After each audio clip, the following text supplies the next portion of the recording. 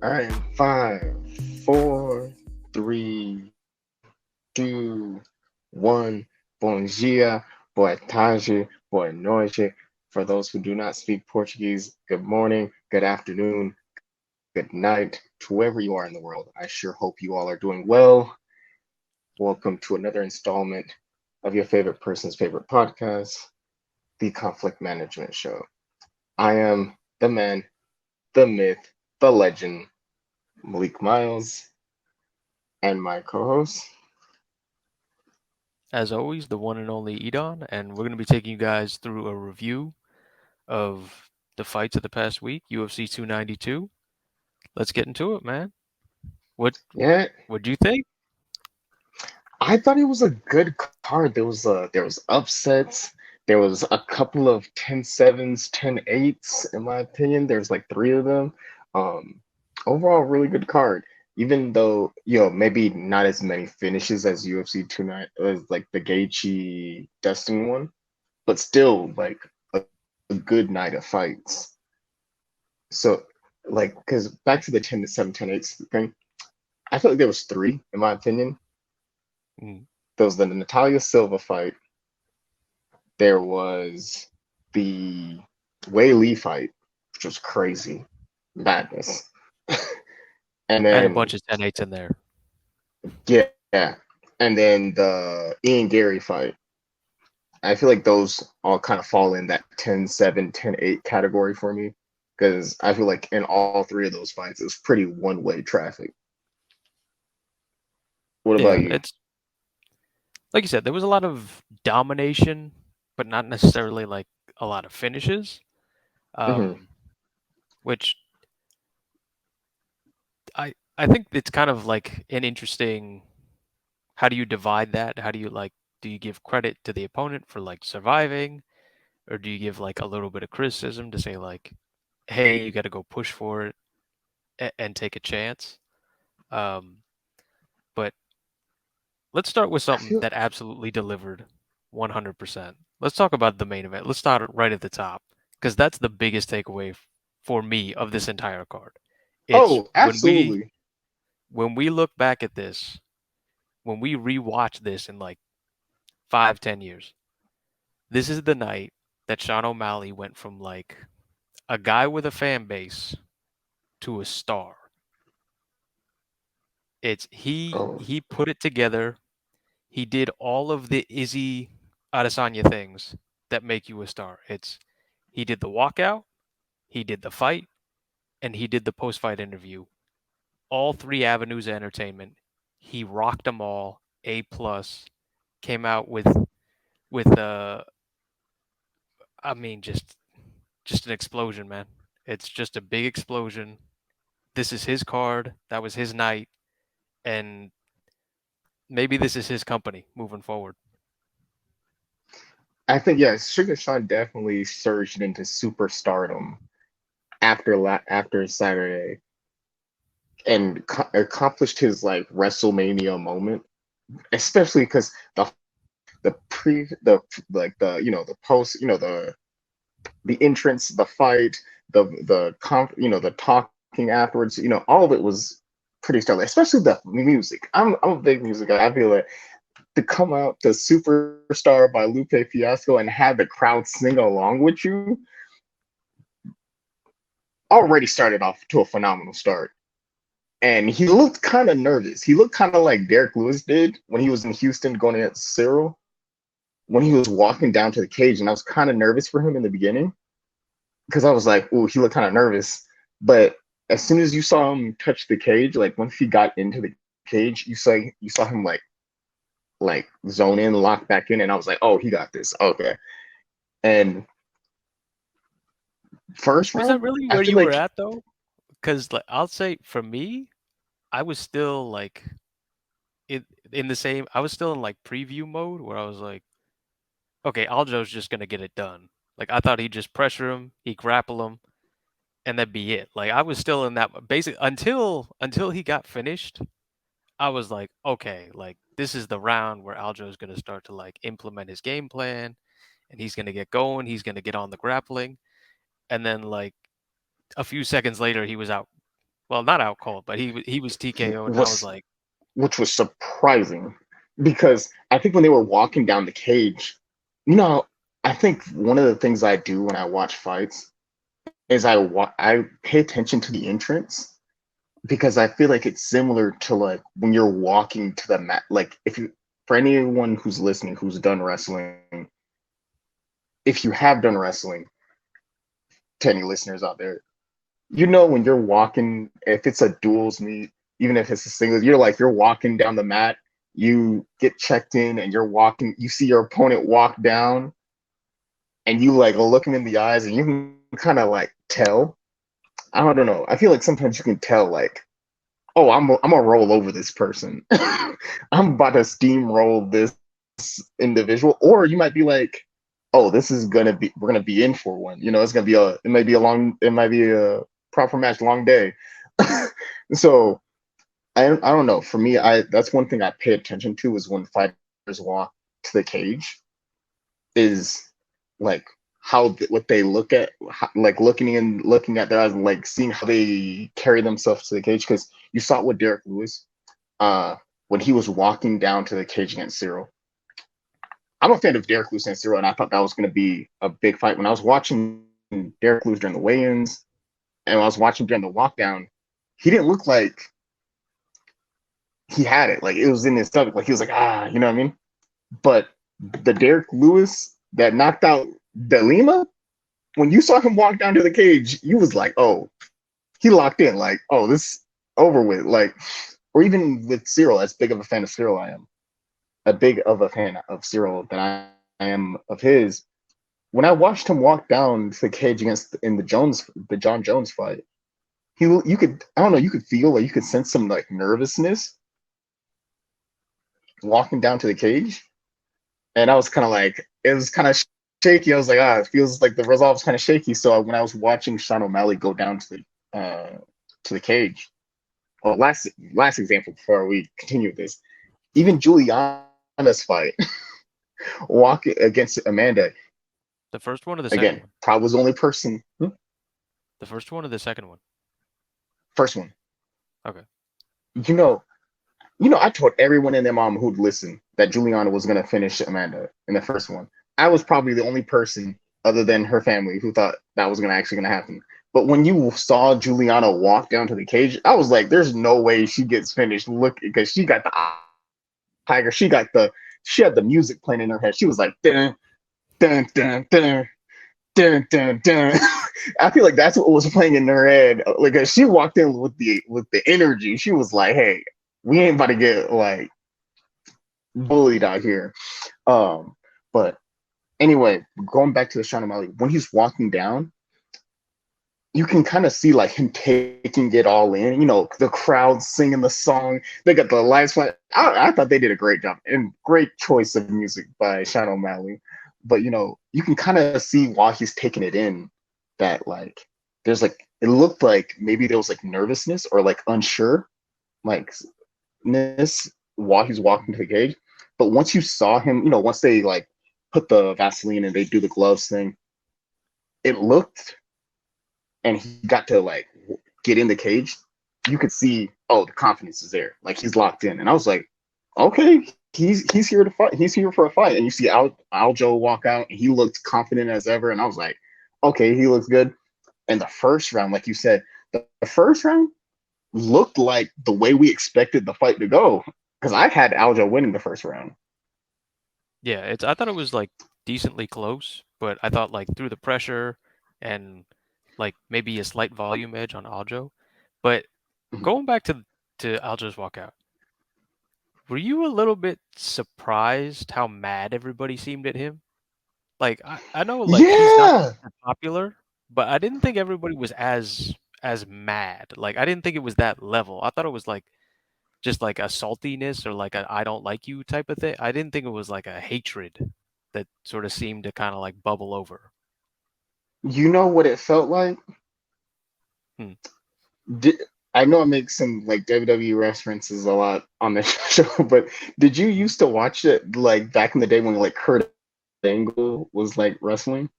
I've seen the When videos, they would but do the it "You was suck" chants? yeah.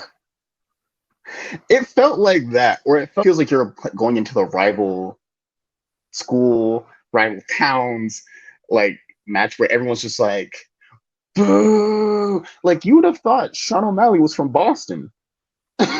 How hard they were booing him. And I Yeah, didn't well, understand why. like there was on the walkout, there was definitely some like audible, like uh, not nice things being said, and then Yeah, it was a very audible like "F you Aljo" during the first the round. fight, It was like, which is yeah, uh, crazy. I mean, I understand that Aljo like definitely wasn't super popular or like over with the fans, but I don't know. I guess in the previous matchups with like Cejudo or anything like that, I never got the sense that people actively hated him like that. Right? Because if I'm not mistaken, O'Malley's from Montana, right? And he's nowhere Uh, near I think he's been all like over. the Northeast. Because I agree with you. You would think, like, yes, is Aljo the most, like, I guess, favorite fighter? To some people, no. Like, he definitely played the heel during the press conference, but I thought he was just selling the fight. Like, he was like, hey, there's always going to be people booing at a crowd. You know what I mean? When you're at the pre fight conference. If you're going against a fan favorite or you're going against the town favorite, you're just going to get booed. Like, if it don't matter who you are. Wei Lee is one of the nicest people on the roster, and she got booed when she went against Rose in like Florida. Or if you're going against GSP in Canada, you could be Wonder Boy. You could be Steven Wonder Boy Thompson and get booed if you're going against GSP in Canada. Or just like Nate Diaz or Nate or Nick Diaz in California, If you're going against a hometown guy or the favorite, you're gonna get booed. And I understood that. Maybe it's just we were going for that, but it felt very personal when he was walking out to the cage, which was kind of surprising. Especially the chance. Yeah. So I just looked it up. He was born in Montana, but he's done like most of his fighting in Arizona, like as far as training and stuff like that. The only like kind of link that maybe I could throw to it is that he's Irish. But I mean, hold on, I'll It do feels more like kind of googling in like the background reaching for here of like straws, right? Boston. It kind of But like, feels like it's kind of reaching for straws, even for like the yeah, Irish thing, because I feel like Montana and Arizona are so far from Boston, but I'm not sure what it was. But the first round kind of went the way we all expected, but boy, were we wrong. Because last episode we said, hey, 60-40 Aljo on the ground, 80-20 Aljo as far as probability to win. And we both like O'Malley and Aljo, but like who would have expected that right counter hook off the back foot? Like, you know what I think it was too? hmm, I think the the way that hook won, perfect timing, right on the chin, right on the money. But also, I think from Aljo's perspective, he showed a little too much urgency in the second round that he didn't have to show. Because you saw when he went for that like punch and he kind of like overreached a little, and you saw O'Malley was backing up and still like nailed him with that hook. I think that if he'd have came into it just a little bit more patient, because he was winning the first round, I think the second round would have looked a lot more like the first round. But that's not taking away anything from Sean O'Malley, because man, just a sniper of a fighter. Like that shot was just right on the chin. Like it couldn't have been more perfect. I think that was a combination of like when luck meets not luck, but like hard work meets opportunity. You're practicing it in the gym. You're like, practicing, and then that moment comes. You're like, whoop, puts him out. I was shocked when I saw Aljo go down. See the eight or nine hammer fists going, and it was pretty surprising. But I was very happy for O'Malley though. It's always great, for at least for me, it's always great to see like a first time champion break through, and you see that like rush of emotion, you see the happiness, you see the elation. I think that's always been a really cool moment.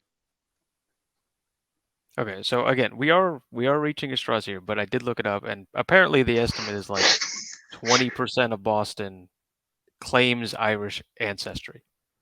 So Mm, maybe, I guess, maybe. but I don't know. I still didn't feel that like going back to the Cejudo fight or some of the Mhm. other title fights he's had, other than like maybe the first one post Jan in I think that one was in Jacksonville, uh, his first defense. Maybe that one to start out with, like before he won. But I felt like after he beat Jan in the second one, I felt like most people just kind of like didn't like him or were just like, yeah, okay, kind of like indifferent. I don't know. I thought that was a little bit surprising. But yeah, like you said, I mean, the first round kind of like, yeah, I thought that it could go that way. You know, Sean isn't a super fast starter. I didn't think I don't know if he's gone 5 rounds. Did he go 5 rounds with Jan? I don't think No, it I think was we just mentioned three that on rounds. the yeah. Yeah, yeah. So he'd never been 5 rounds before. I didn't expect him to come out like heavy, and he really didn't. Uh, it's it seemed like in the second was definitely when the fight was going to get kind of started.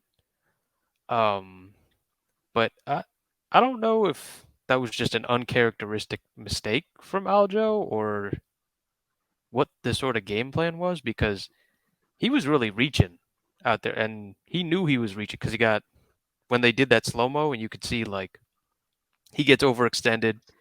He's way out of range and like is in the middle of his combination, and then he sees the punch coming and he closes his eyes to like brace for impact. It's Oh yeah.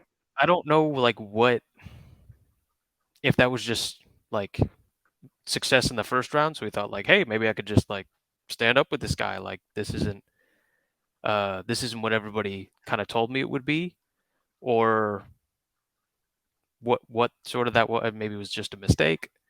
But it's yeah, I It mean, felt like he was a little too aggressive in the second, where he like you saw him like kind of reaching for the punches and kind of like uh, just being a little too aggressive when I don't think he needed to be.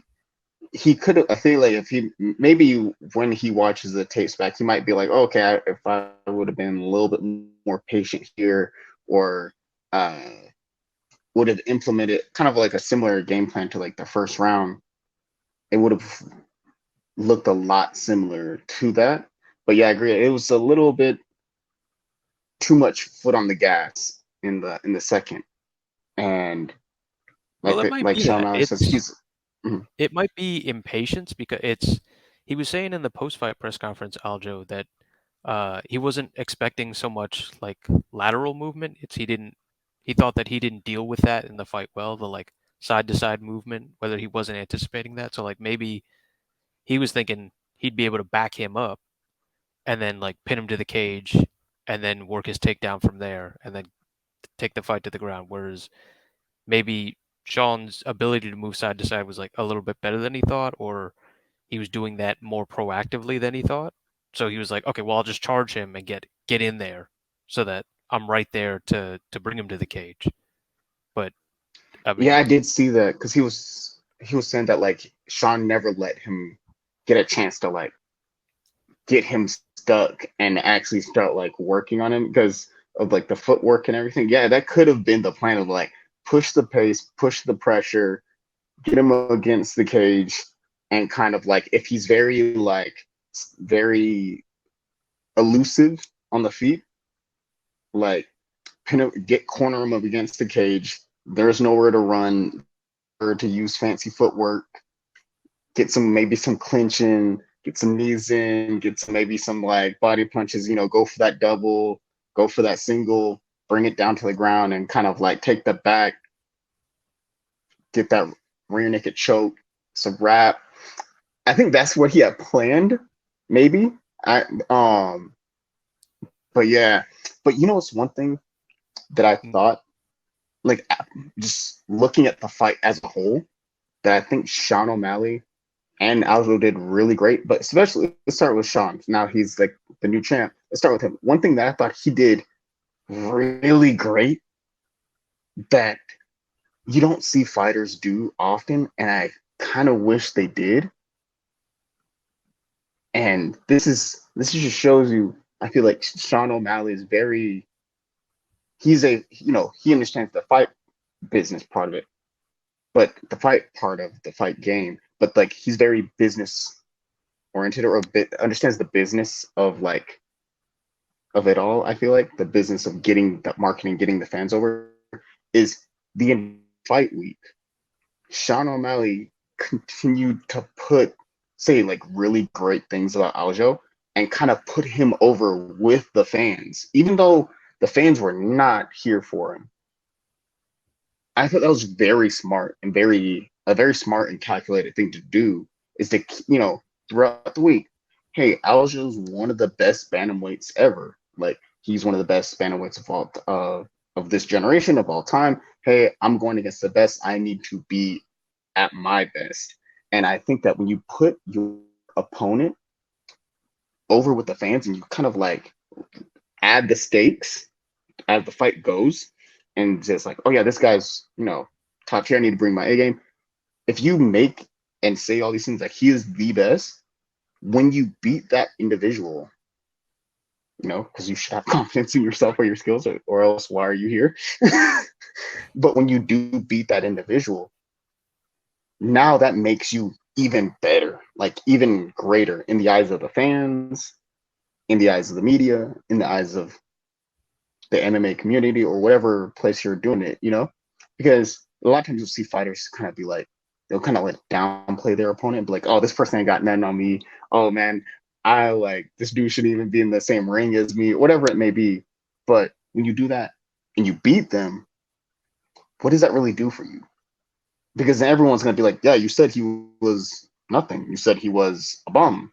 So you should be able to beat a bum, you know? mm, But if you're like the whole fight week, you're adding stakes to the fight, saying, "Hey, he's great. He's one of the greatest of all time."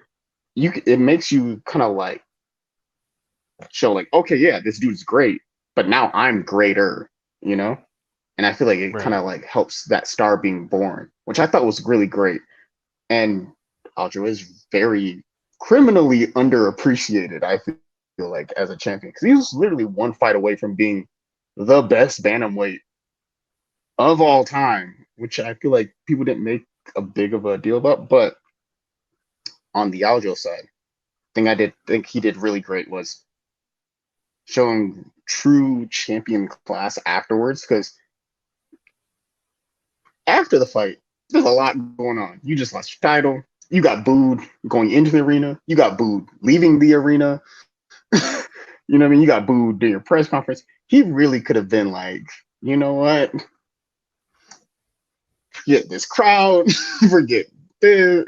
I'm done with. He could have really like let him have it and like. But no, he was very classy with showing true champion class. I guess stature, true champion class, and being like, hey, he was the better fighter at that time. I, you know, was not expecting that shot. Hey, that was a great shot. Good for him. Would I love the rematch? Of course. But congrats to Sean. Like I think that shows just like true like character and be like, hey, because he knows if you already know you are that guy, who there's nothing really to be kind of salty about. He's just like, hey, that sucked, but we're gonna make it happen. But just showing, giving that props, I thought was really dope with him. Yeah. Well, I also hope that kind of moving forward, people kind of like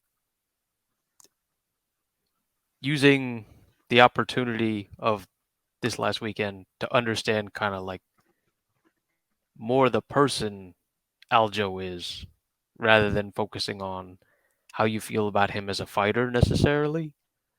I think there's a very large window into who he is as a man, and I think he he showed absolute class and character and integrity the entire time.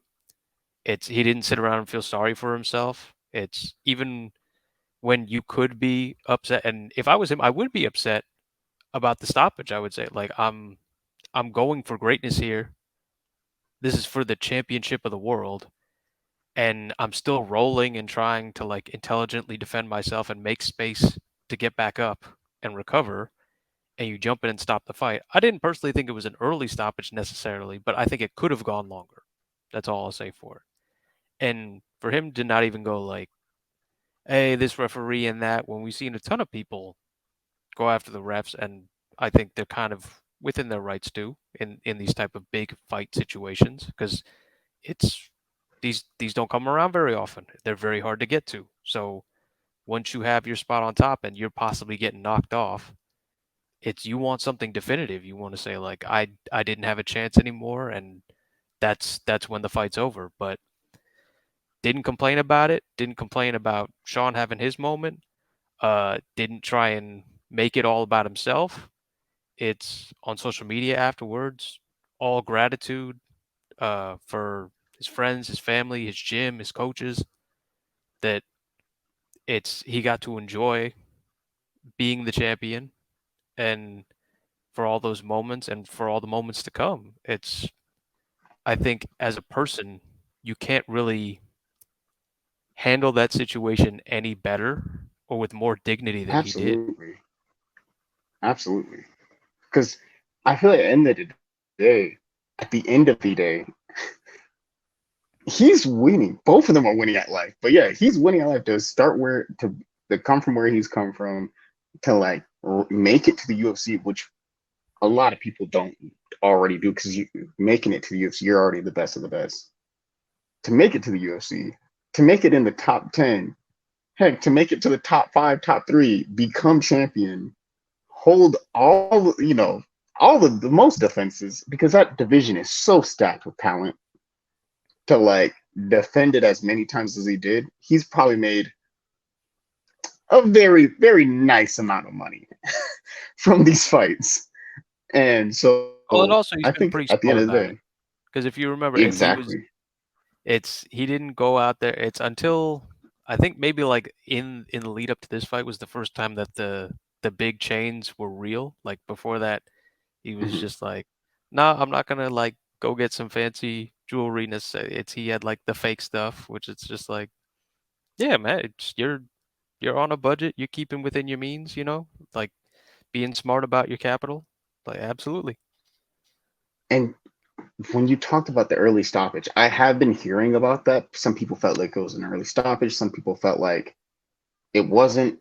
Me personally, I agree with you. I don't necessarily think it was an early stoppage, but I think it is one of the pros and cons of being a dominant champion is when you are so dominant and you get put into a situation like that, no one's used to it. The refs aren't used to it. So if you get like essentially put down and you're stunned and you're taking like 8 or 9 this hammer fists to the face, I feel like it could go one of two ways for a ref. Ref might be like, "Oh snap!" Like they're gonna try to save you from taking. They may be like, "Hey, that's unnecessary damage you're taking, or you may be really hurt because we've never seen you hurt like this before." You know, and then they might be doing their job to like come and do their job as a ref, or the other way is, "Hey, this person, like you said, chasing greatness is whatnot. Hey, let me let them fight their way back. Let's see if they can." But I don't really fault the ref. Really fault. I don't think it really was an early stoppage because you saw when he got hit with that hook, he was like pretty much out low key, and then he took a couple of those things. And one of those hammer fists that got through, kind of like his head bounced off the mat or the canvas. um, so I think that like they made a good decision, and I feel like even I think yeah, overall that's as much of that I would say on that. I don't think it was necessarily early stuff, but I think that one of the things I would like to see moving forward with Aljo is, like you said, now that he's not the champion and I don't feel like there's a reason to dislike him anymore, I'm hoping that he gets the appreciation that I feel like he deserves now that he's as the fighter, as the person, if he moves up to 145, because there's a lot of interesting matchups. And prior to the young fight, he was on a roll. So I think that there's a lot of really cool, there's a fight against Brian Ortega, there's Ilya Taporia, you know, there's a lot of really cool fights up at that weight division. And it also gives space for his friend Marab to kind of like chase his own chance at being a UFC champion, while also Aljo can also continue his journey to get another title shot. Because I don't really, I don't know. I feel like if he went back to bantamweight, I wouldn't be surprised, but I'm not really looking forward to that.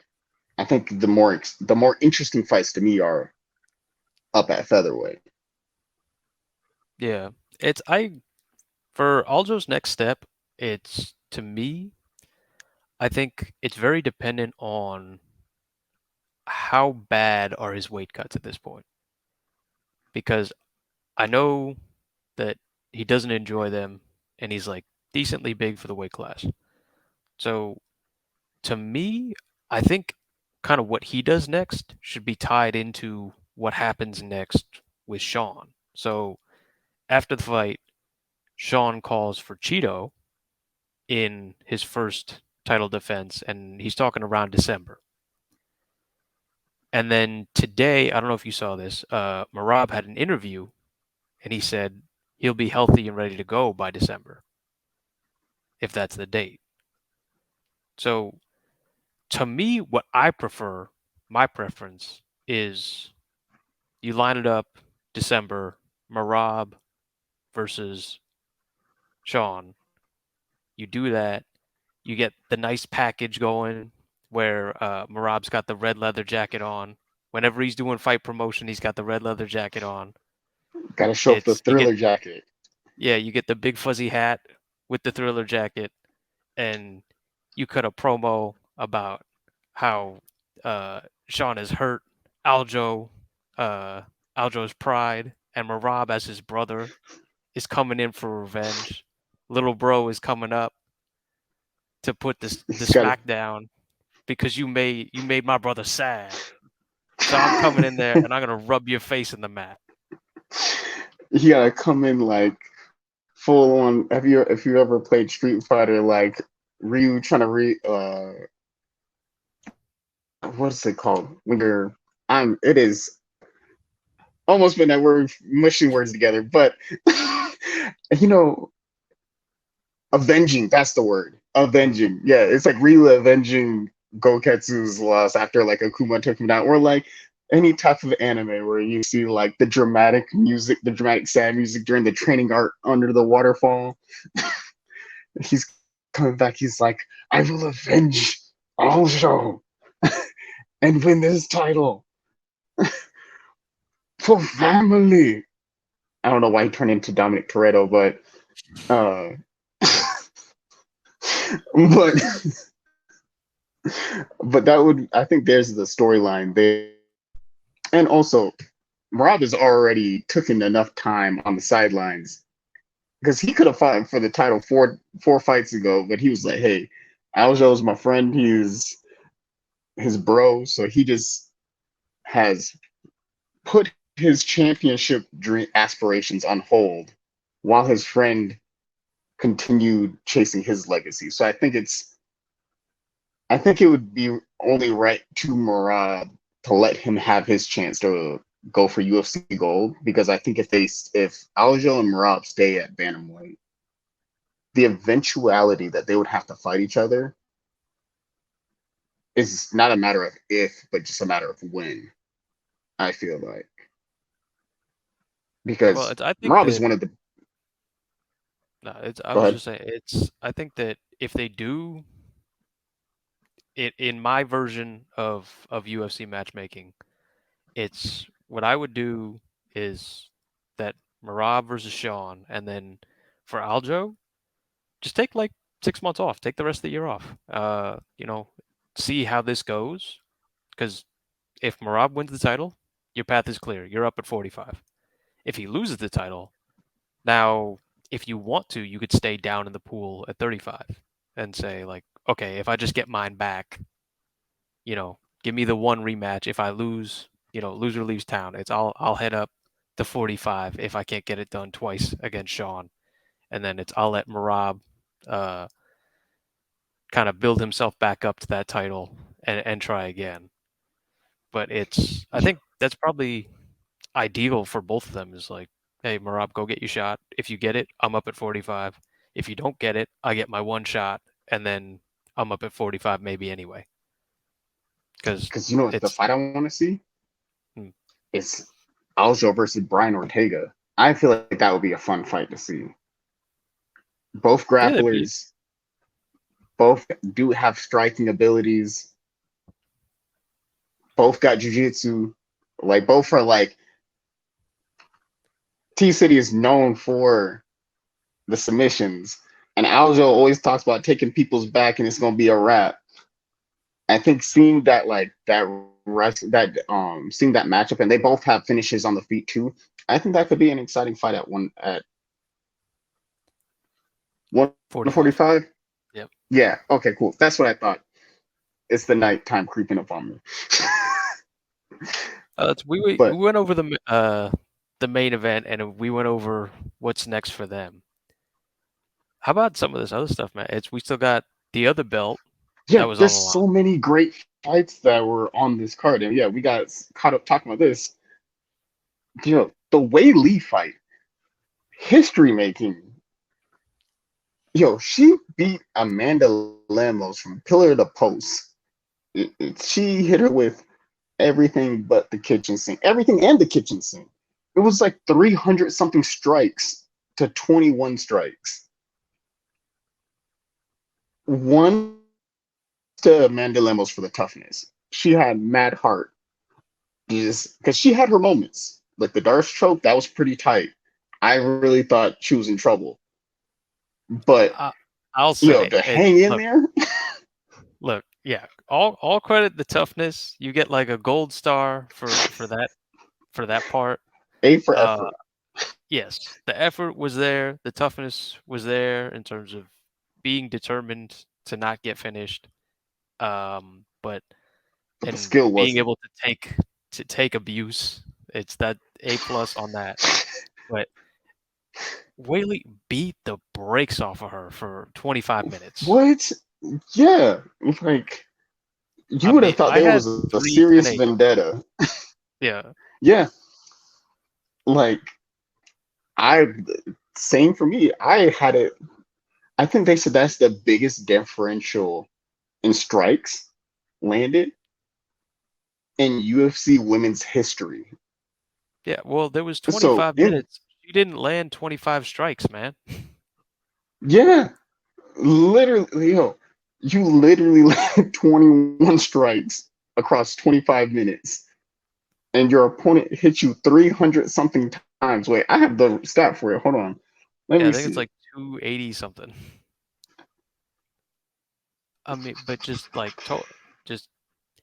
didn't matter if it was on the feet. Like on the feet, it was Yeah, a little teeny bit closer, I guess. But like, and Wei Li is just so strong. Because once she got out of that choke, she was this hammer fist. She was getting punched. She was putting 288 strikes and 6 takedowns against 21 strikes from Lemos.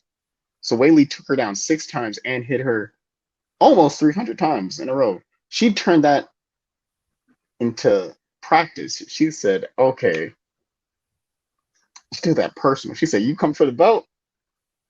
All right, put them hands up." well, that's the other thing that's so scary is like with a few micro adjustments that she started to make toward the very end of the fight, like getting the crucifix and like taking a little bit more risk of like to get into finishing positions. You started to see her kind of like with coaching make those adjustments towards the end of the fight, but if she goes and like cleans that up and decides that, hey, when it's on the ground and I have the definitive advantage, I could take more risk. It's more like on the feet where we don't want to be taking so much risk. Where like you drop your hands and go charging at Rose like you did both fights. Like Mhm. if she goes back, cleans it up, makes some micro adjustments, you're going to be waiting a little bit to find somebody who can handle all that. It's Oh a yeah, storm coming. yeah. It is a typhoon coming because just the strength, the striking, the cardio, now the wrestling, the technique. And she's coming at you with overwhelming force and just overwhelming pressure. She's coming there to end the fight. Like I don't. I mean, we were right in this one. We Yeah. guessed Wei Li was going to win decisively, and decisively winning decisively is an understatement for that match. She made it look like, yo, why'd you even put this lady in the ring with me? No respect to her limos, but it's just she really proved that there's levels to this game. Like she showed, hey, you could be ready, you could be up for a title, but it don't mean that you're ready for a title. Well, But with that in mind, what do you think should be next?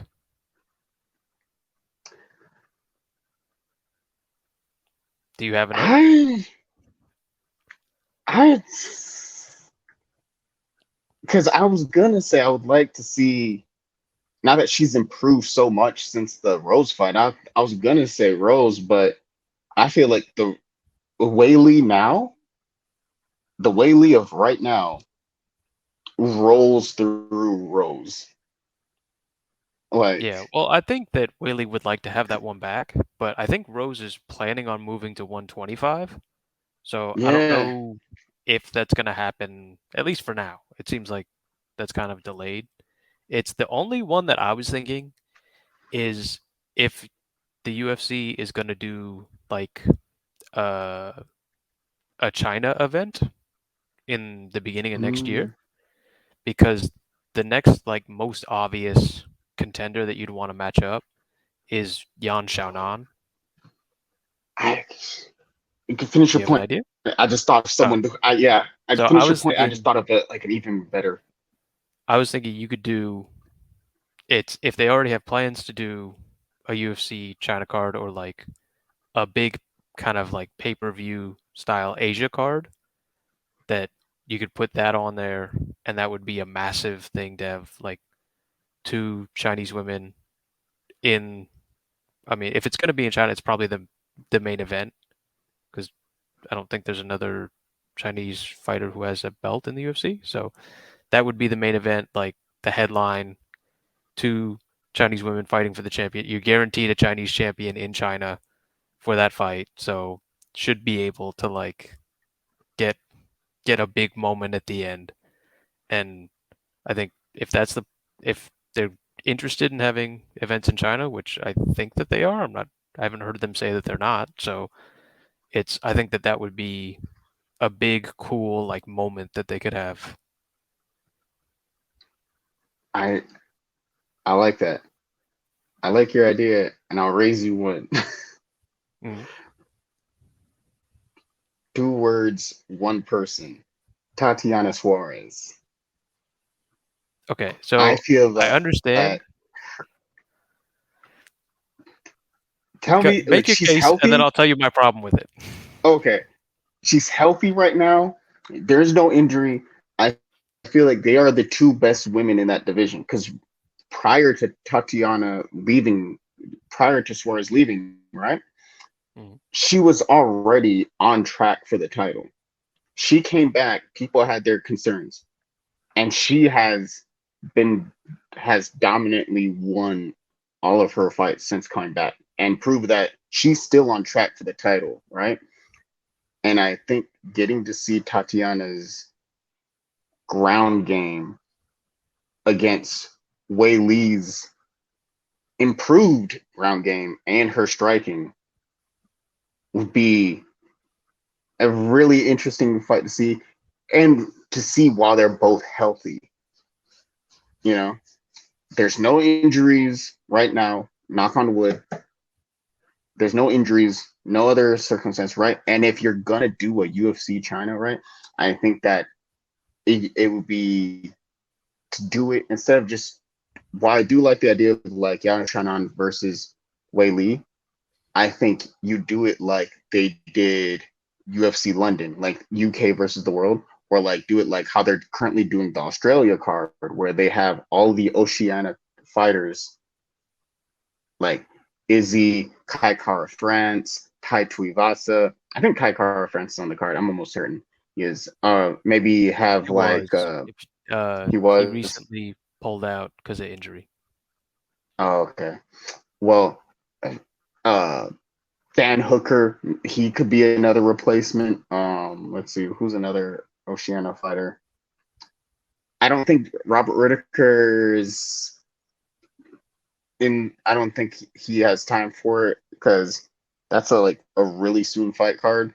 But like you know how they're going against all the different fighters. So I think if you they did like Whaley is the main event, right? Whaley versus Tatiana Suarez, main event, women's title. Then you do like a Yao Shannon versus somebody. If Rose is interested, maybe Rose or like Yao Shannon versus somebody.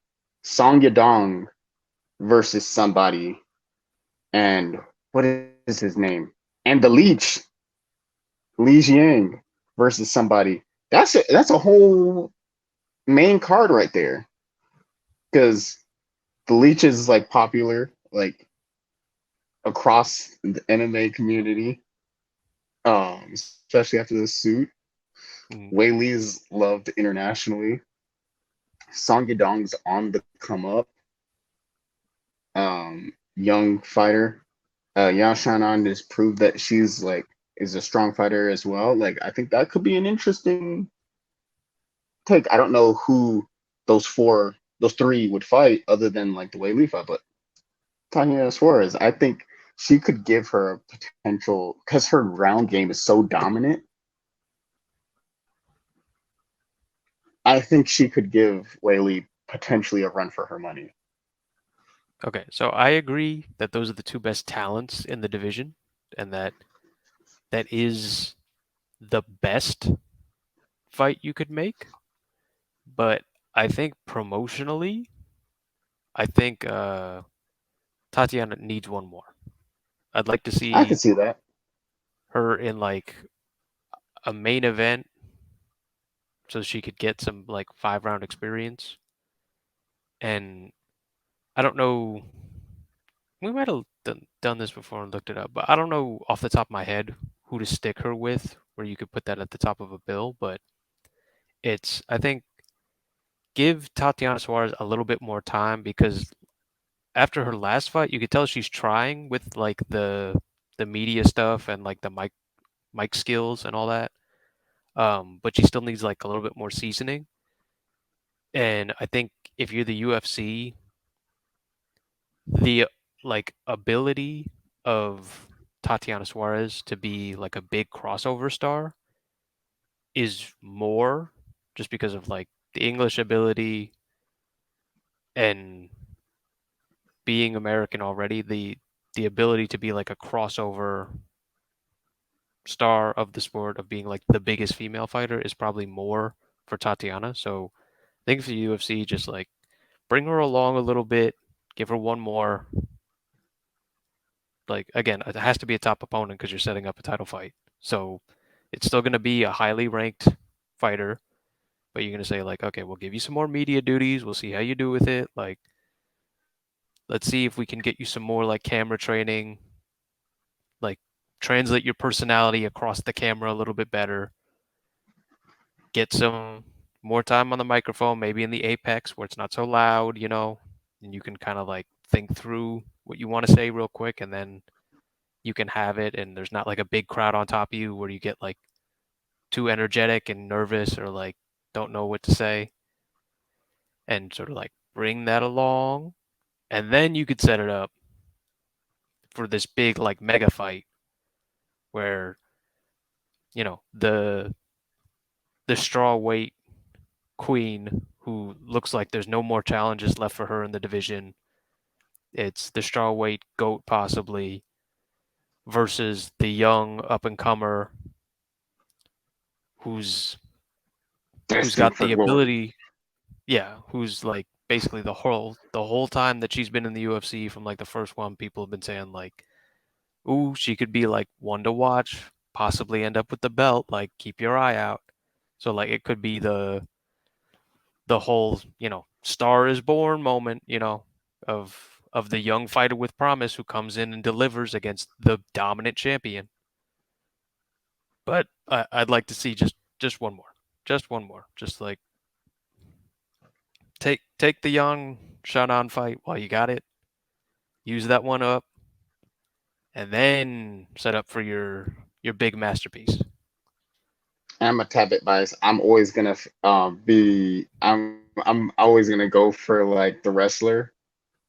Like just a tad bit biased. If you're a wrestler, I would say maybe 8 times out of 10, I'm generally if I don't know the person, I'm generally gonna choose the wrestler. Um, the but yes, I do think that she needs outside of just having the wrestling background, like yes, great fighter. But I do agree that she does need. I do agree she needs one more fight. I could see that because for a fight that big, you want to be able to like maximize sales and maximize the amount of eyes that you could get on it, maximize the attention you're going to bring to it. Whaley is already loved internationally. She she's she's a fan favorite, and I think yeah, if she Tatiana Suarez could like continue with the mic skills, um cutting promos and whatnot, that could potentially be a super fight. But other super fight that I wanted to talk to you about was the Ultimate Fighter finale for what's his I forgot their weight class, but Brad Katona and I got it. Cody Gibson's fight, That's 135. 135. What? That fight? That fight right there. I've been watching The Ultimate Fighter for pretty for, for longer than for very long time. We're not gonna go back to how long I've been watching, but I've been watching it for a long time. And I would say this one was the first Ultimate Fighter finale in a while that I actually remembered. You know, that there was like this one was the first one in a while that the Ultimate Fighter finale was the fight of the night. Like, dare I say, very similar, if not the same, or very similar, had the same big feel as Ultimate Fighter One, Forrest Griffin versus Stephen Bonner, the fight that essentially changed the UFC forever, that like started all of this. Because that was a fight that had everybody like, man, that was a great fight. Like other people, like I feel like all the people, other people talk about it all the time. That either that was their first time seeing it, and that was what got them into it, or whatever it was. Like I'm gonna be very honest. I did not like Brad Katona the entire season. His personality rubbed me the wrong way. His voice is kind of grating on the ears. Both him and Jake Paul's voice, I can't. It's hard for me to listen to. Like both their personalities rub me the wrong way. Both the voices are kind of like grating on the ears. I was not a fan for it. However, because going into it, I was going for Cody Gibson. However, uh, I would say both of those dudes, both of those warriors, went into there and really put on the best Ultimate Fighter fight that I've seen since the very first one, since the Forrest Griffin Stephen Bonner fight. I would say that was if we're talking about best fights in Ultimate Fighter series history, like out of the whole 30 seasons, I put that one. I would rival it with the first one. I would say the very first one and the 30th one, those two in my top two because you need a good dance partner to make a good fight, right? You need a game partner. We saw that with the Jared Cannonier and Izzy fight.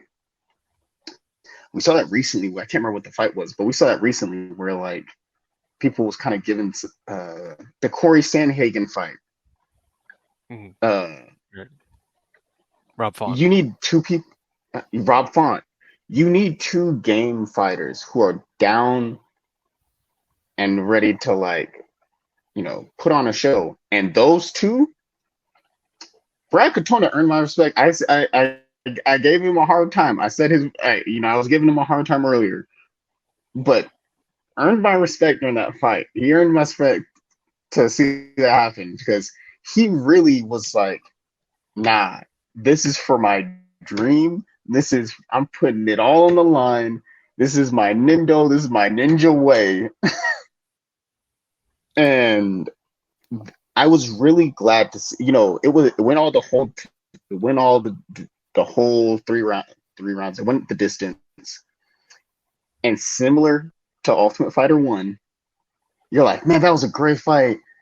And you see Forrest Griffin win the trophy, win the Ultimate Fighter, get the contract, get the UFC. And you're like, man, I hope Stephen Bonner also gets in too, because that was a great fight. And I feel like that was a UFC worthy fight. And after that fight, everyone had the same sentiment. Like, man, that was a really great fight. Hopefully, you know, they both get contracts. And same as Ultimate Fighter 1, Dana did say afterwards that like he was getting people just messaging him the whole time, being like, hey, you got to get both guys a contract. And I would say I agree with that because they both fought like they were ready for the UFC or ready for a second chance at the UFC, put it that way.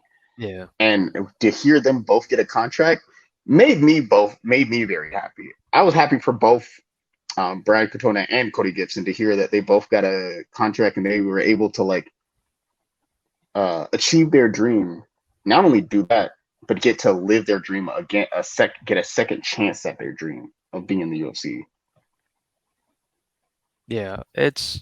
I agree.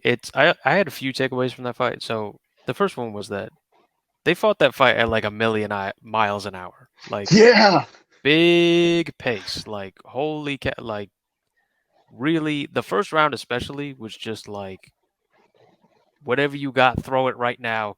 Like there's no tomorrow at all. Like both of them fought like this was it, no matter what. Like if I don't get in the UFC, I'm gonna retire or something. yeah. No holding back. It's like you said. I thought they were both UFC level dudes. Um, I will say like not to be like Debbie Downer or nothing, but uh, Brad Katona, you have won the Ultimate Fighter twice now. Like History making. yes, but at the same time, like can we all admit that if Brad Katona doesn't do nothing, it is an indictment on Tux. Like if he doesn't if he doesn't like end up a top 5 guy at any point, can we just shut down the show? Because like this dude's won it twice now, and he's not a star. Like respectfully, I heard his post fight interview. He's a nice enough guy. Uh, I didn't find him dislikable or hateable or anything. He's not a star. He's not like one of the top. Like he doesn't have the charisma or like the character to do. He's just another like MMA fighter. He's a nice guy. You know, he's was it him or his opponent was like the history teacher or something. And it's like I I get it. You're not a bad guy, and this is your dream, and like you're definitely good enough to be in the UFC for sure. But what is the point of this show? You know, to i- is everybody is Brad Katona gonna have a big fan base? He's won the Ultimate Fighter twice now. How many people have like are gonna have Brad Katona T-shirts? How many people gonna have a Brad Katona bumper sticker? Like, how many people got Brad Katona as their like profile Merch. picture on social media? Well, not even like something free like that. Who's like, oh, I'm a Brad Katona fan, dyed in the wool, like that's my dude. I rock with him. Nobody. You won the show twice, bro. Like, what are we doing? Like, again, you should both be in the UFC, but where do we It's go from here? You're not the champion. Like, you're not gonna be that guy ever. Like, you could make a living, and you should be able to because you're skilled enough and like you belong here. But we got to figure out what the show's about because I mhm, don't know. A guy wins it twice and he's still not a star. I feel like that's bad for the that's a show. problem. Yeah. Yeah, because I will say this: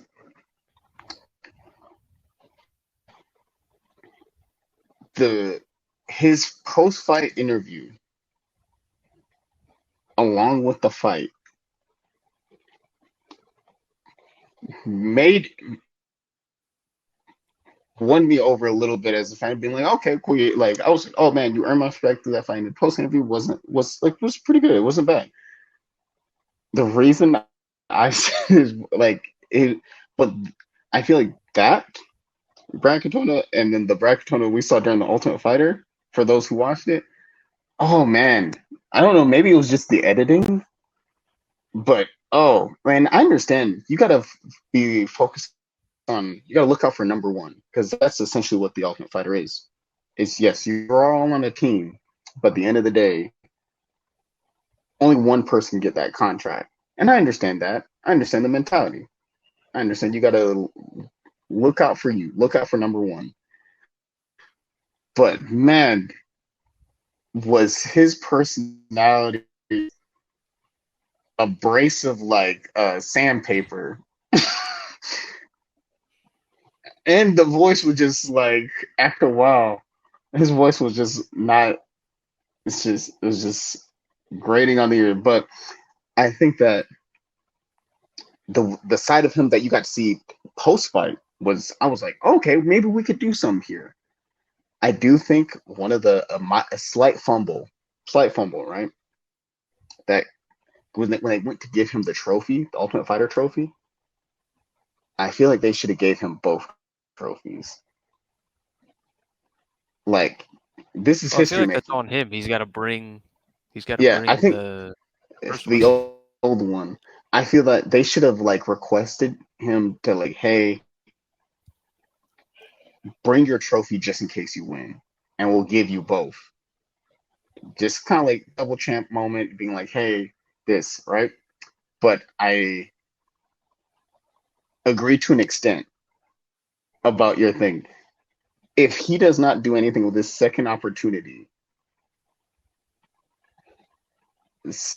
something needs to change Well, I would argue something needs to because change anyway, but yeah. like either something needs to change in the sense of maybe the maybe something needs to change about maybe the show because I enjoy the Ultimate Fighter. I've watched pretty much most of the seasons. Either something needs to change for like maybe formulaically, or something needs to change about the show, or something needs to change with, as far as like maybe the character Brad is portraying, maybe the gimmick, something needs to, maybe he needs to take PR classes, maybe he needs to like take social media classes, maybe he needs to go talk to Sean O'Malley or Izzy. Like, heck, he trains at SBG, SGB, SGB, SBG, I think it's the gym SPG. that SBG. I He think so. trains there. He literally could ask Connor, hey, what do you do to become a star? What do you do to become likable? I mean, like, he's pretty controversial now, but I mean,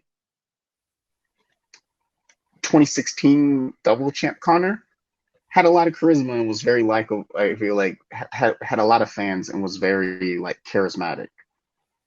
Like Connor after the Jose Aldo fight, and then like the Connor on the come up. You can't deny he had the charisma, but or at least if you're not gonna ask him, ask Sean O'Malley, ask Izzy, ask Tai Tuivasa, ask Brian Ortega, somebody, somebody who's a fan favorite who has the charisma. Like, because you got to make some shake now. Like, it's a wonderful thing. I'm very happy for him to like win the championship, but something's got to shake now. Like, something's gotta push through. I think that he needs an opportunity. Like, but did you watch the other finale, the Hollow Ball one? Yeah, so I thought that guy did a better job, even though I also don't think that he's going to be like a star or a champion.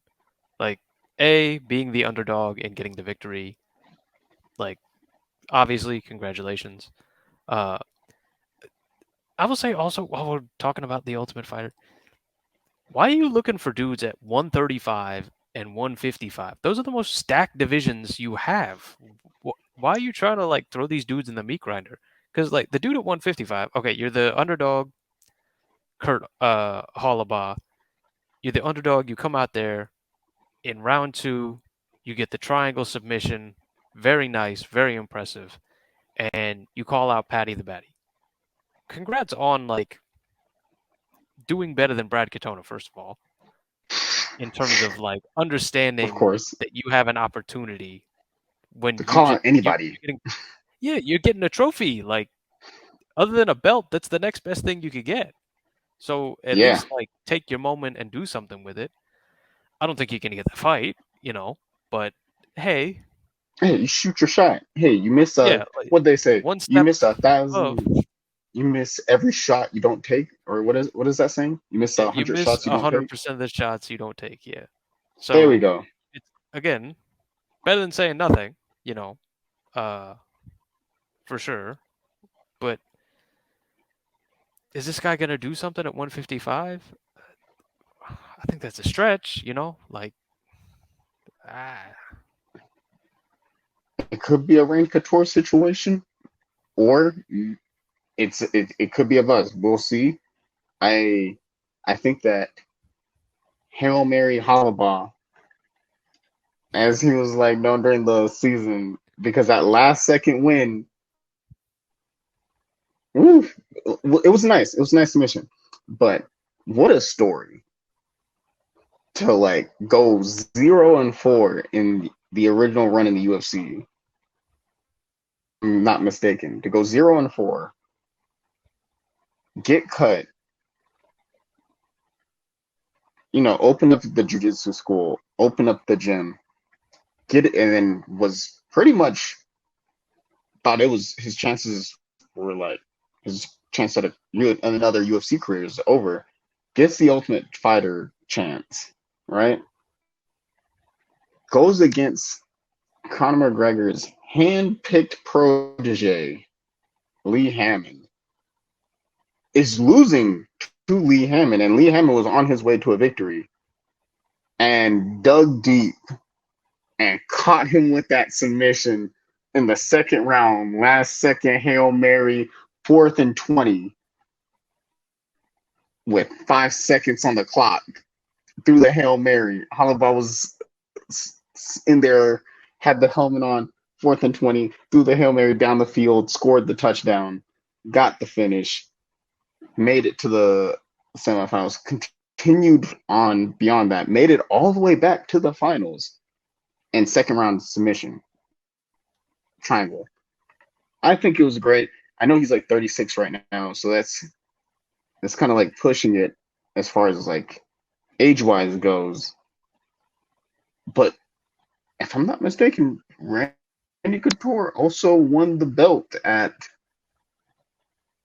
38, 37, maybe, right? Somewhere around there. I know he's like one of the oldest champions. Let me look that up. Yeah, I don't know. I'm just not seeing it, and I, I just don't think that the show kind of works. Again, like both fights, I thought delivered.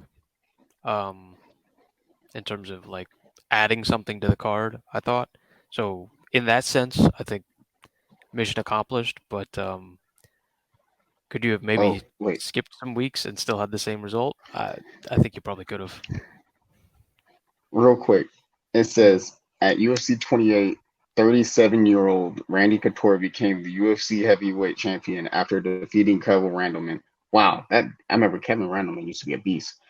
Kevin Randleman via third round knock TKO.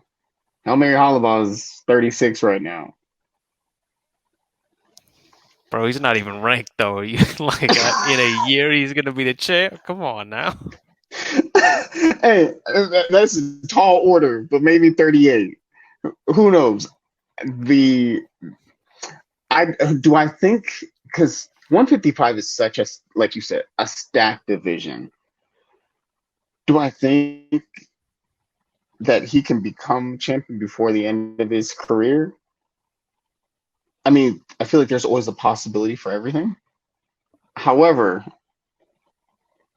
the opposition, the mountain that he has to climb is a steep one because you're talking about Charles Oliveira, you're talking about Islam Makhachev, you're talking about Justin Gaethje, you're talking about Benil Dariush, Dustin Poirier, if I didn't already say his name, like Michael Chandler, like, but I feel like they wouldn't fight because they were on. That was the coach, and that was his coach and whatnot.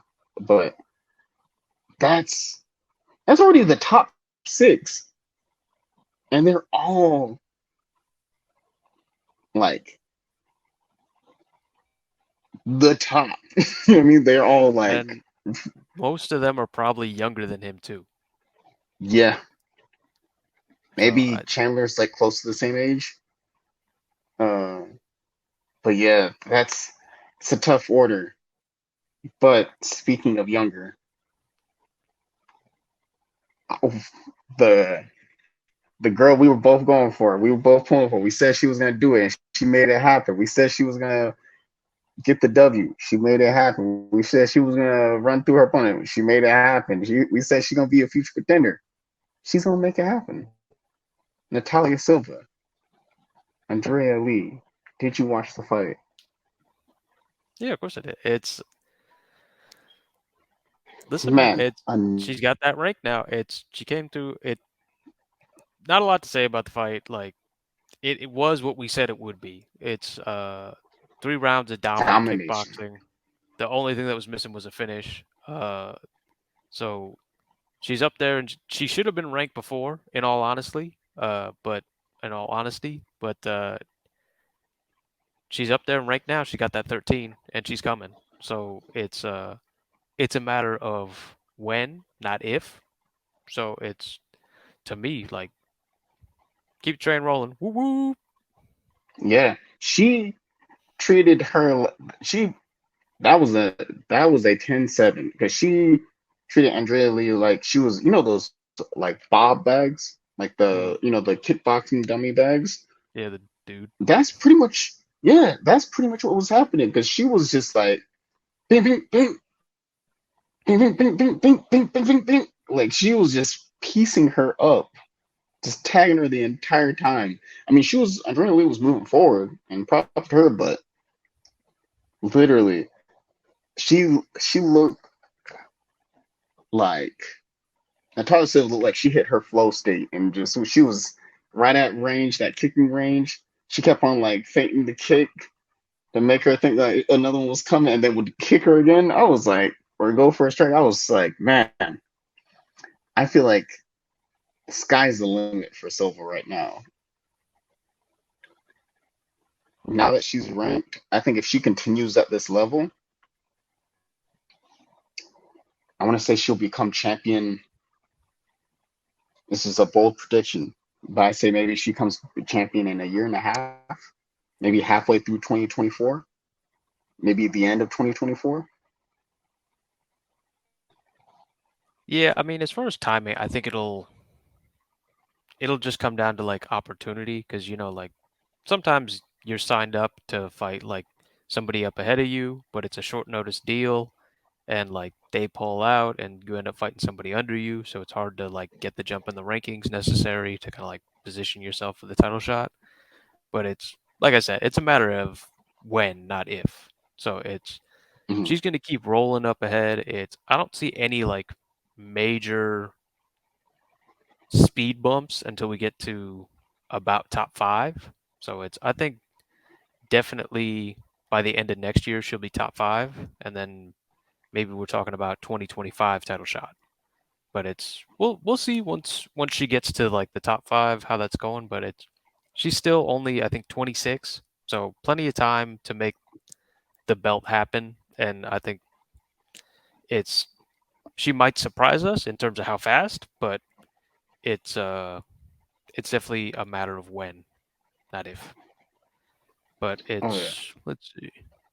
There was a couple other things that were kind of interesting on this card. So this is someone who I think you would say is a matter of when, not if. Let's talk about Ian Gary putting a hurting for 3 straight rounds on Neil Magny. I'll let you go. Go ahead. Yeah, Give props to that your boy. was Saturday was that was the Ian Machado Gary show, and Neil Magny was an extra. Like that was another similar fight to like Natalia Silva, just a dominant performance. But also props to Neil Magny for being able to like. There was a bunch of times I thought the fight was going to be over because some leg kicks. Just to put it in perspective for someone who didn't watch, like Ian like knocked Neil down twice at the very beginning of the fight with leg kicks.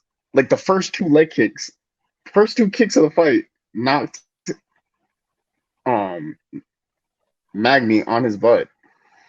And then it was like 5 times throughout the whole fight. He just got kicked in the legs and fell to the ground. He probably took like maybe 40 kicks, maybe 30 kicks to the legs, which is crazy. And even though it looked like it was going to be over a couple of times, whether it was like you see Neil like hobbling on one leg or like trying to like defend himself, covering up, I think any other person would have been out of there way sooner. So already props to Neil for like under like having the toughness and like the like I guess for lack of better words craftiness or like the toughness to be like okay, hey, I'm gonna power through this, but also let me like figure out the best way of like kind of protect myself while on one leg essentially, and being like, okay, how can I survive to the end of the fight? Because I think if it was any other, not any other, but I feel like a lot of other welterweights, I think get folded. If there are any like a lesser welterweight, it's getting folded. So I think that he did Okay, really good in that hold on. sense. I'm gonna hit Mm, pause and I'm gonna say uh-huh.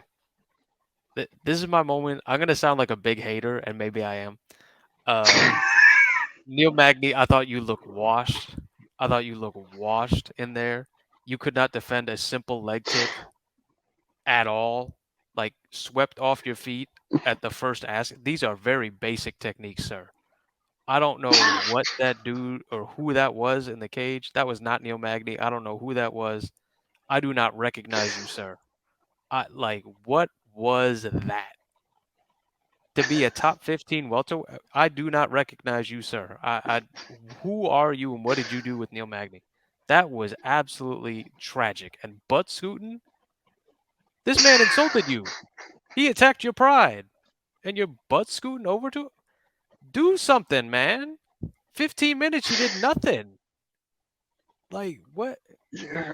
What At was least get that, close. dude? Yeah, that the butt scoot was because there was like three. two or three different moments where he butt scooted across the cage, I mean, and you I was didn't even just make Ian Gary feel uncomfortable. You didn't. You didn't even say anything really threatening. What no, you had all he sorts of did. tools. He Like, said one thing threatening, but it was after he already got kicked 1,000 times because it was in between the corner. You know, when they break for the round, there was a moment where like when I was watching it after he got knocked down by leg kicks like 5 times in a row, and then just kept on getting pieced up. Essentially, Ian Gary stood up, and they were in each other's face, and Neil Magny was like saying some mean stuff, and then was just being like, "Yo, get out of my face," wherever it was. And Ian Gary flipped him up. But I was like, that was about, but like you said, that was about the limit, the meanest it got. But I was like, yo, like you said, there was zero leg kick defense. He didn't check a kick. He didn't move his like legs. pick your leg up, Yeah, like step to the side, maybe some sidestep. sort of anything that makes it look like you register what's happening and that like this is a possibility that could happen in any of your fights. It Or literally looked maybe your like legs were trash coming in. I don't know what's going on that you get swept off your feet at the first one. the first kick of the fight. And it happened like a bunch of times. So Like, like, oh, he caught me off guard on the first one. yeah. It happened the whole rest of the fight. What were you doing? Yeah, because I was expecting, like, I thought Ian Gary was going to win off top.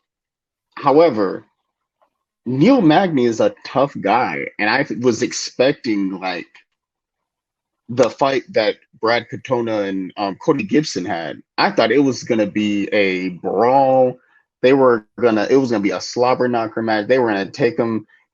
I thought they were like, hey, take him deep into deep waters, like how Gilbert Burns took Hamzat into deep waters when Hamzat was like the big deal around town, and Gilbert Burns was like, "Nah, fam, ain't no gatekeeper. We about to take you into deep waters and see if you can swim."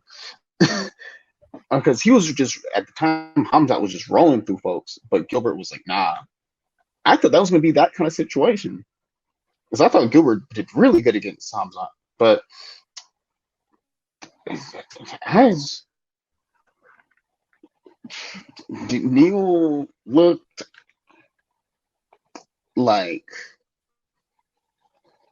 he was trying not to be like me, but I feel like he looked I'll like say straight up, I thought that was the worst performance of his career.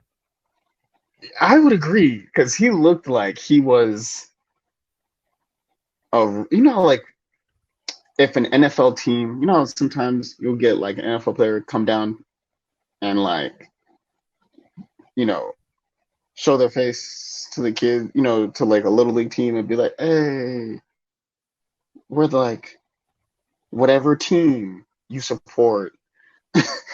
And like we came down like if we're like the Chargers or like the Patriots or like the Cowboys or the Falcons or whatever it may be, or like the like the I don't know, the Packers. You know what I mean? Like, and they go to a little league team. It felt like that. It felt like a scrimmage match between a little league team or a high school team going against a like NFL playoff team.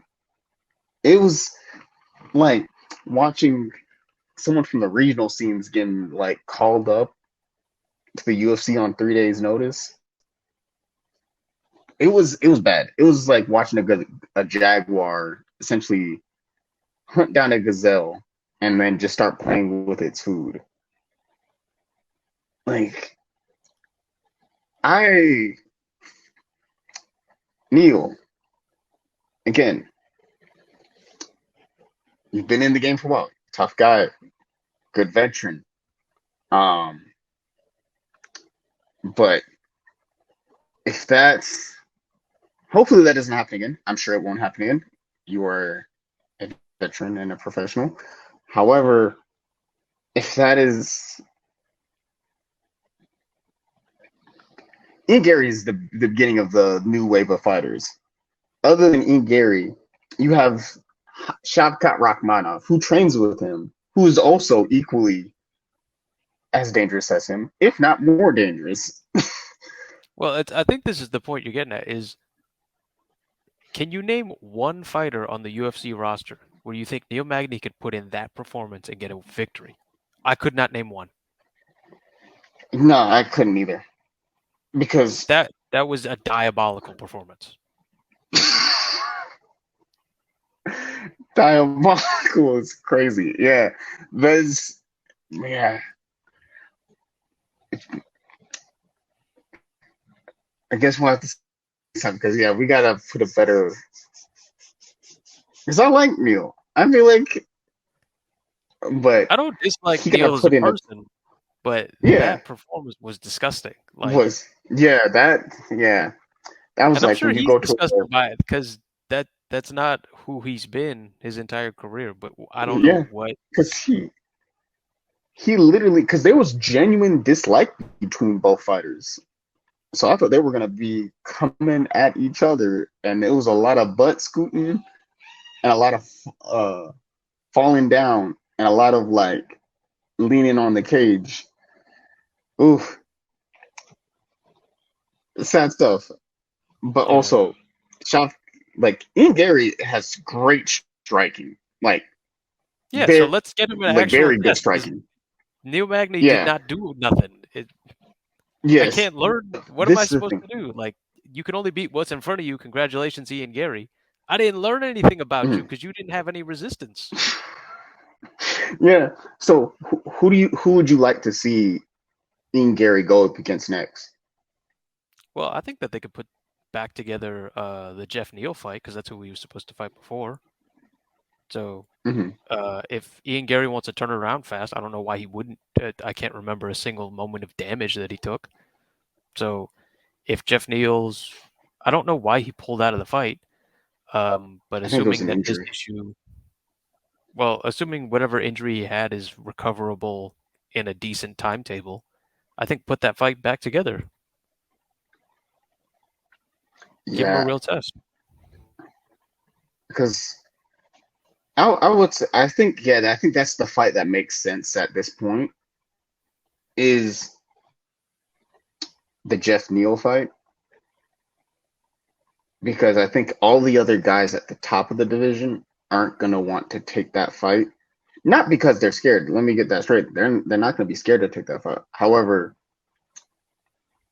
if you're anywhere maybe 1 through 5, 1 through 10, or even let's say just the top five, you're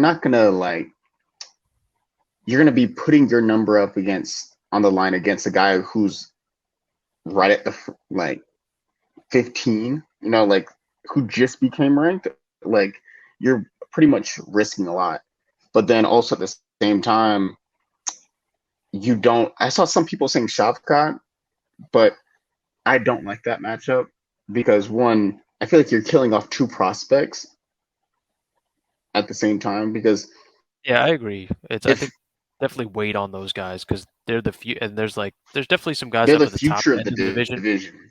Yeah, there's some guys up at the top end who are kind of older and don't have very much longer kind of left at the top. So you're gonna need that next kind of like wave to beat up there, and like you don't want to knock one of those guys off and send him to the back of the top 15 and have to work his way all the way back up and fight off guys from behind him who you might have coming up. Like you want to let those guys get up to the top first, and then like, okay, well now it's gonna be who's gonna go fight for the title. So now you guys can get together and see, and we can start to form kind of like the basis of maybe some future legacy matches. Hmm. But and I don't think they're gonna fight just because I think if I'm not mistaken they're teammates. However, that would be an exciting fight. Shavkat Rakhmonov versus Ian Machado Gary. For those who don't know who Shavkat Rakhmonov, he is 18-0, 8 finishes by TKO or KO, and 9 finishes by submission. 100% finish rate. every time he steps into the cage, pretty much 95% of the time he steps in the cage, if not all the time, he dominates every single opponent that he's gone against. Definitely the next one of the next wave. He's got great striking. He's got great wrestling. He's got great jiu-jitsu. He's got the cardio. And he's already ranked number Pretty much, 6. So if you don't know who he yeah. is by now, it's you're running out of time. And again, I know Mystic Malik. I be making these picks, because I picked him to be the champion or future champion right at the beginning of when I first saw him on the prelims. I was like, oh, this dude about to be a problem. But also, JDM, Jack Della Magdalena, like, he's also a part of that new wave of fighters who are going to be the future of the division. Like, I think right now, the big three at welterweight moving forward, I feel like Bilal Muhammad, he's definitely gonna. I think he's up there right now, and I think he's underrated, and I think he will make his way up the ladder. But I feel like of the new guys, I feel like they're like the big three at welterweight right now. Is Yeah, JDM, also Shavkat, and Ian Gary. I'll also throw in number 9 ranked Sean Brady. He had the tough Oh yeah, performance against Sean Bilal, Brady. but Sean Brady, Oh yeah. like it's those guys are all much younger than the kind of guys at the top 5. So it's Mhm. still plenty of time for Sean Brady to turn that around and grow from that experience. Yeah, I would agree. And then it's that new generation of fighters is so good, just so talented that I think it's going to make welterweight very interesting to watch coming up. But one of the other fights that we both have, I'm sure, have our own opinions on is the Blackshear fight, Devon Blackshear versus Murillo Batista. Yeah. I'll let you So, give your thoughts on this one first. okay. I want to see if you're with me. So, like, to start out, Mhm, I was like, let me say, the whole time I was watching this fight, I was really enjoying this fight. So, mhm. uh, like, in the first round, Damon Blackshear, like, tenacious, technical grappling was all over him. Uh, he ties Lupe Godinez for the shortest UFC turnaround in UFC history. Like, tremendous respect. Uh, and then Blackshear kind of like started slowing down a little bit in the second, but was still doing a lot of great grappling. It was really towards the end of the round where you could see he was starting to get tired. Uh, and then the third round, Batista comes out with the pressure and the pace, and Blackshear was really tired in the third. So I was sitting there like, okay, wow, this is super impressive. Damon Blackshear, like to come in with tied for the shortest turnaround in UFC history. You come out, you win the first 2 rounds, and you gas out, but that's like totally respectable, totally no like 2 quick cuts like that, especially at 135. That's a really big mountain to climb. You did it twice. You won both fights. That's amazing, you know. And then they get to the scorecards, and the judges give it unanimous decision to Batista, and I'm just like stunned. Like I thought the first 2 rounds were so obvious, and I thought the third round was pretty obvious. I mean, like I was just stunned. Like, how are you gonna take that from this kid who, on 5 days' notice, he comes in and he puts on that performance. He does all that output in the first 2 rounds, all that grappling, like sat that dude down on his butt a bunch of times, like was beating him to every punch in the like the next position he was always there, just kept going and grinding on him. And you're gonna take it from this kid. I, like I was stunned by that, and I mean, I feel like there was a bunch of other stories that kind of took precedent over it, but I feel like the UFC should be taking care of Damon Blackshear. 'Cause he deserves his win money. I mean, for making weight in the first place, and like giving A Batista a fight second on the time. card. Yeah, I Hmm. mean that's tremendous on like 5, 8 days notice, whatever it is, and 7 days then notice. yeah, to follow that up with to go out there and beast him for like almost 10 minutes, like towards the end of the second Hmm. round. So like, let's say he beasted him for about 8 minutes, and then for the judges to go the other way, like I would have been beside myself personally. Oh, for cert, I feel like that was highway robbery. And I know people, I feel like that's a phrase. I feel like robbery is like, or, when it comes to the sport of the MMA or combat sports in general, I feel like people toss around that word almost too frequently, in my opinion. But I feel like this is one of the cases where robbery, thievery is justified. I don't know how you win. Just the math doesn't make sense. The math ain't mathing. How do you win 2 rounds out of 3 and still lose the fight by unanimous decision? Make that make sense. Like, this is nothing against Batista.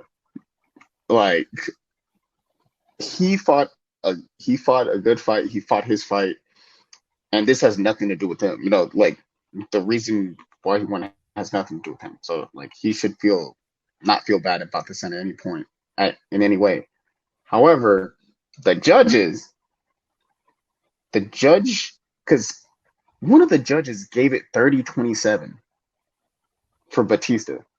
How do you score a fight 30-27 how do you score a fight 30-27 for fighter 2 when fighter 1 clearly wins the first round, wins the second round, but then loses the third? I don't know how that happens. Like, Batista had a good tight guillotine in at like had that tight guillotine submission, which I was like, okay, cool, cool, cool. Had Blackshear had great wrestling, like you said, tying Lupe Godinez for the shortest time. Right after a twister, give him Blackshear all the props in the world. But I would have definitely been beside myself on this one, because to put in that level of effort to give it all you got for 2 rounds straight, still made it through the third, but then to say he lost by unanimous decision when he won the first 2 rounds is crazy. That is madness. I don't know. I don't know how that happened, but again, like you said, I hope the UFC does take care of him on that one, because man, that's a bad call.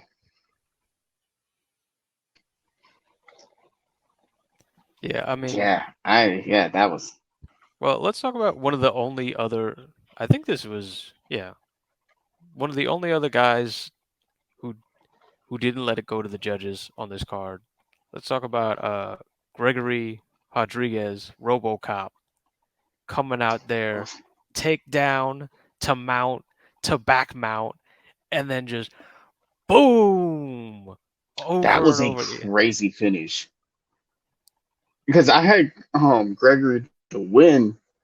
I had RoboCop to win, but that was such a crazy finish because I was not expecting it. Yeah, jump, got on top, got the back mount, and just straight raining down elbows. So yeah, I was impressed. I was not expecting that, but it was a happy surprise. I was impressed. I was surprised. Great finish.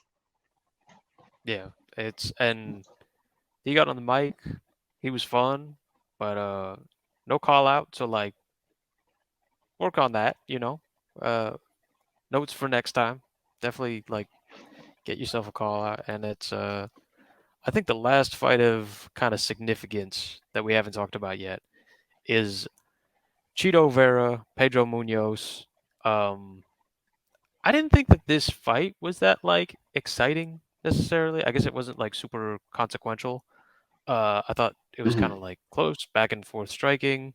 Cheeto had the power, Pedro had the Oh, volume. Cheeto's jab was going was I feel like the star of the show. Cheeto's jab, he got it going early and often because I think that was a big problem in the usually Cheeto's usually a slow start to a fight. Like usually takes that first round to build up and build up. But he got that jab going early and often and I feel like it paid off for him in the end. But continue on. Yeah, I don't know. I don't think that was one of his best performances Yeah. necessarily, and I felt like it was a solid win for sure. Uh, Hmm. but not really like there was no big moment. Uh, I think that one they were taking too much time or something to get the yeah, they were taking too much time to get the scores kind of tabulated. So there was no post fight interview either. So like one of the guys on the card who you could bank on having a massive moment with the crowd, who the crowd loves, who you knew was going to get one of that reaction, like he didn't even get an opportunity to get on the mic and make something happen. I mean that just felt like a huge missed opportunity for everybody involved. Um, so yeah, it's he's getting his name mentioned by Sean in like talks of maybe fighting for the title. I think he needs one more probably. Uh, but yeah, what do you think's next? Sean O'Malley. I feel like Well, this hold is. on. You agreed I with think, me earlier that Marab's getting the shot. yeah. I feel like Marab should get the shot. I think if he's healthy and he's ready, I do agree that Marab should get the shot, right? Mhm. But I think two things can also be true because I think that like the next fight that makes sense for Cheeto is the Sean O'Malley fight. That's just for Cheeto's path, Cheeto's road to the championship. I think that the next fight for him that makes sense is Sugar Sean. However, if if Marab is healthy in time, if he's healthy enough to compete in time, and they decide to do Marab versus O'Malley, I have no issue with that. And then maybe Cheeto can fight the winner of that fight. Or if Marab can't make it in time, Cheeto versus O'Malley, which I'm very okay with, and then Marab could potentially fight that winner. But I feel like it's kind of like that's where I see it right now. So I think was Cheeto supposed to fight Cejudo? Is that what was supposed to happen on this card? And then Cejudo pulled out. I heard something about like Cejudo and Henry, Cejudo and Henry, Cejudo and Cheeto actually fighting. I heard about that, but yeah, for whatever reason, it didn't materialize. And the last fight, Well, it's I think while it was, I don't know. I'd like to see. It feels super unfair to like for Cheeto to have to fight back on short notice and then say like, yeah, you still need one more, but I'd still like to see you fight Cejudo. I I feel like you're still a little bit too far out. see, for me, I would be okay with him getting the tab next. I personally wouldn't be a fan of him watching him fight Cejudo. Like, I think that while that would be a good fight to see, I just personally don't have an interest in it because I feel that like the reason why I don't have an interest in it is I feel like Cheetos for right now. Like, let's say if somebody else that wasn't Sean O'Malley was the champion, like let's say if Marab was champion, if Aljo would have won on Saturday, then I would have been like, okay, yeah, Cheeto needs an extra fight. Hey, maybe you go fight Cejudo so that you can take on a grappler. Boom. Now you can take on Aljo, right? Or Marab. Mm. But now that Sugar Sean's champion, the storyline matches up, the history matches up, the fight style matches up. I feel like everything's in alignment. Like everything aligns. So I feel like they should go ahead and do it because, and then instead of like, I don't know, wasting that time with another fight. Because if Cheeto loses to Henry, then that whole Cheeto Vera versus Sean O'Malley fight goes out the window. And I Yeah, but feel then you like get a unnecessarily. Cejudo fight for the belt. Yeah, but I feel like Cejudo O'Malley isn't as interesting as Cheeto O'Malley, at least to me. I could be wrong though. I just feel like Yeah. that would do more sales or more bigger numbers if you see Cheeto and like Sean O'Malley, like two fan favorites going after the belt, going after it. One's trying to make his first defense, the other one's trying to like break through, have his own WrestleMania moment and break through and like achieve that UFC gold. So I think that the storylines are there and they both don't like each other. They have their own personal thing. So I feel like there's a bunch of storylines there that could be really interesting just from a business perspective, right? But with Henry Cejudo, he's accomplished everything there is to accomplish the sport. So what does beating Sean O'Malley do for Henry Cejudo? You know what I mean? It Well, does a give him lot the for title. Sean O'Malley. Hmm? Give him the title that he doesn't have right now. Oh yeah, yeah, exactly. Hey, that's a big thing. You're right. That's important. Like, yeah, it would give him the title, but he was already champion, already double champion, already the guy who beat Demetrius Johnson, one of the greatest pound for pound fighters. You know what I mean? Like, he's gotten uh performance of the those performance bonuses. So he's literally done pretty much everything one can do in the sport. So it's like, yes, other than for bragging rights, and yes, you'll be the title, which would be nice. What else is there for Henry Cejudo to do? Like for Sean, if he can beat Cejudo, that kind of further cements his legacy. You know what I mean? Beating the guy who's like one of the guys who are like the guy, if not one of the guys who's considered the best bantamweight of all time. With the most title defenses. Then to go beat one of the very few double champ goats. You know what I mean? Like it would do a lot for Sean's career. But Right. for Henry Cejudo, what does that necessarily do for him other than getting a title, which is nice? But he already got the title and he already achieved double champ status. You know what I mean? Like, I also think the and you, UFC probably doesn't want to, if we're yeah, honest. I think like last time exactly. you got the belt, you retire. I think they're definitely like, nah, I'm not doing you no favors. Right? Like, that just seems like it's not it. I feel like with Chito Vera and O'Malley, they would like it. Yeah. Um, Well, let's do the last kind of significant one on the card, and then we'll wrap it up. mhm. Uh, this Sounds might be a little good. bit more of a downer to end on, but Brad Yeah. Tavares, Weidman. This was not a super exciting fight. Brad Tavares has great leg kicks. Um, Busted up Chris Solid Weidman. game. Yeah, solid game plan, executed well. Great leg kicks that busted up Chris Weidman's non-repaired leg. The other leg looked like the knee was all busted up and was having trouble standing.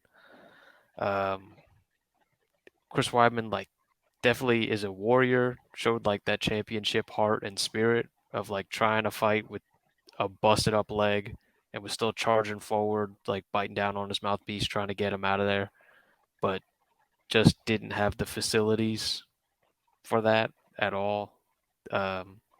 Just if Brad Tavares was more prone to taking chances, probably could have finished him, but I guess that's just not his style or what he was trying to do that night. Smart game plan and execution, but this Brad Tavares did not seize the moment and make it about him. It's unfortunately this fight will be remembered much more for Chris Weidman and another kind of sad moment for his fans and his career. Yeah, like it was a good fight. It wasn't like super exciting, but it was like a good fight where both of them put in a good effort, right? Where Brad Tavares had a solid game plan. He went into it, won the fight, like as he should. And like you said, not to repeat everything, but yes, Chris Weidman gave it his best. And while it wasn't enough this time, I think that if he decided to call it a career,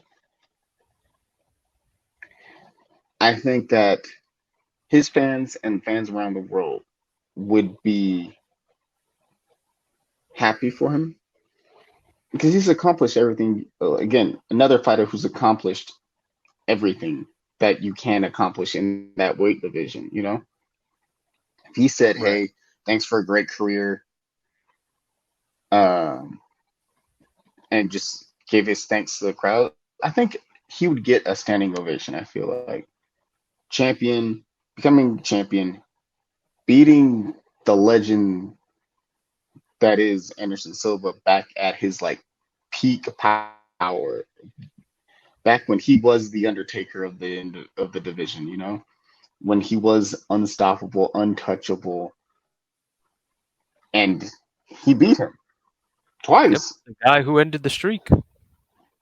Yeah. So I think that if you're Chris Weidman, you don't have anything else to prove. You've done everything you can do in this division. Um, so while it was sad to see him go out like that, uh,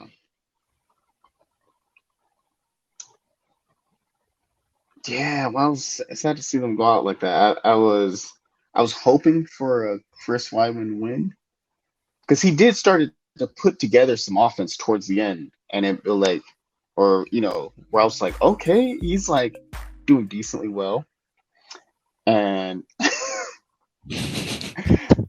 as you can see, That was my bad. no, you're good. I was about to say, as you can see, we wrapping it up. Yeah, It's been it's long time. enough. We gave y'all a good, proper, almost 2 hours. There's a lot to talk about on this episode, a lot to do. Thank you all.